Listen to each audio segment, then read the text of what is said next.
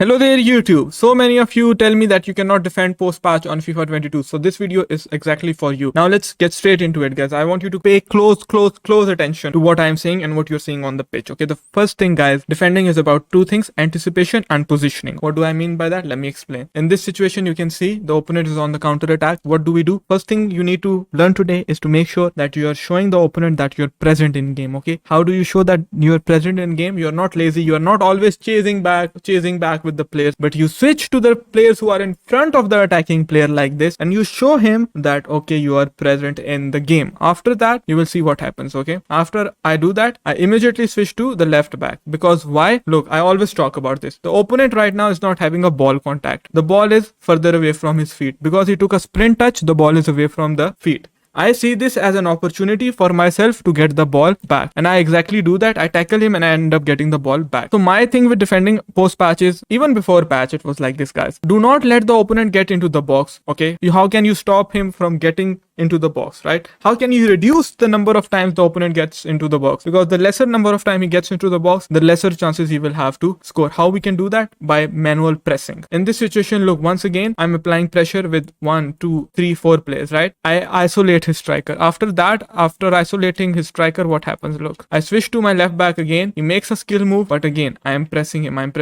and he ends up turning into me, right? Once again, showing him that I am present. My thing is I am always defending from the front, and if you defend from the front, you will be very successful on FIFA, right? Once again, over here I overcommit a bit, silly overcommitting. I was baiting him into making the pass to R9 by showing him that I have pushed up, right? But then I put Militao back in position. Now he's on the counter attack with Eric Cantona. I will switch to Delane. I will sprint using the gas technique. I will break using the break technique. Now he has beaten me with the sprint. Now what will I do? I will switch inside. Why? Because my Delane is still with him. Is not necessarily beaten. He can still catch up to him. But however, I need to make sure to show him that I'm going to mark the pass inside. Why mark the pass inside? Because you need to know what's overpowered in the game. Passes inside the box are very overpowered. So I will switch to Militao. With Militao, I will hold R1 and Delane will get the ball back. In this situation, you can see LB is not in position. RB is not in position. So what am I doing? I'm switching to my center back and again holding the brake button, holding R1 button and doing two things at once. Okay, I'm trying to mark the pass while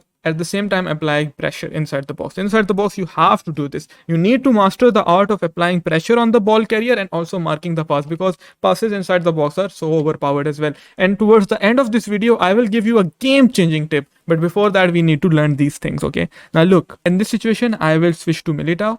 After switching to Militao, I will try to do these things again. What will I try to do? Mark the pass inside and apply second man press or manual pressure on the ball carrier. Even before the ball gets to Messi, I have switched to Militao. This is called anticipation, because realistically, if he gets the ball with Messi, if he makes the pass inside, it's finished, right? So I need to switch before the ball gets to Messi. This is called being proactive in switching. I'm proactive in switching. I'm using the break technique. I'm holding R1 button. Why R1 button? So my Marquinhos will cut the ball off and he will not let him take the shot while I cut the passes off. Now you need to be also very careful with the second man press button. You cannot do it blindly, right? So you can see doing that, exactly that, and I end up getting the ball back. In this situation, you will see once again the opponent is coming at me. I'm defending with again same principles, trying to apply pressure. I get the ball back, I get unlucky, I get the ball back again, I get unlucky again. Now in this situation, the best thing is to not panic. Okay, once he is inside the box, now look, pay attention on the radar. The first half, okay, the first arrow where this is called the first half of the pitch.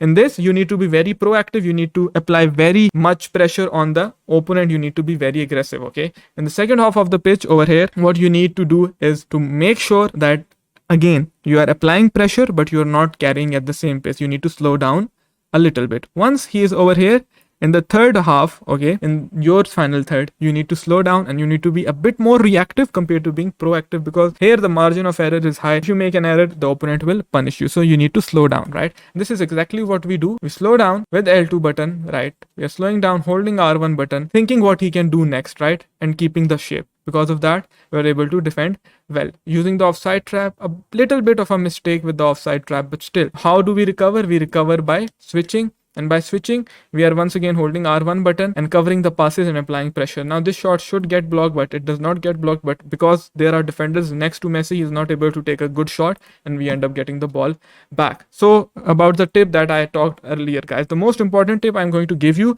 is to not think about the patch while playing. If you concede a goal and you start thinking, oh my god, the game has been patched now, and defending sucks now, or defending is hard now, then you're bound to concede another goal. You will not be able to regain your composure. FIFA is a mind game. These are the most important things. If you can just treat the game as it is, and if you focus on the next thing possible, and if you do what's in your hands, then you will improve on this game. You will improve in defending. And if you apply these concepts which I am talking about, you will improve so much, guys. Make sure to watch this video a couple of times. First half pressing, second third pressing, third half, in the final third, be reactive and apply these concepts, guys. Now make sure to watch this video out over here to check what's gas and brake technique if you don't know about it. It is absolutely game changing on FIFA. See you next time.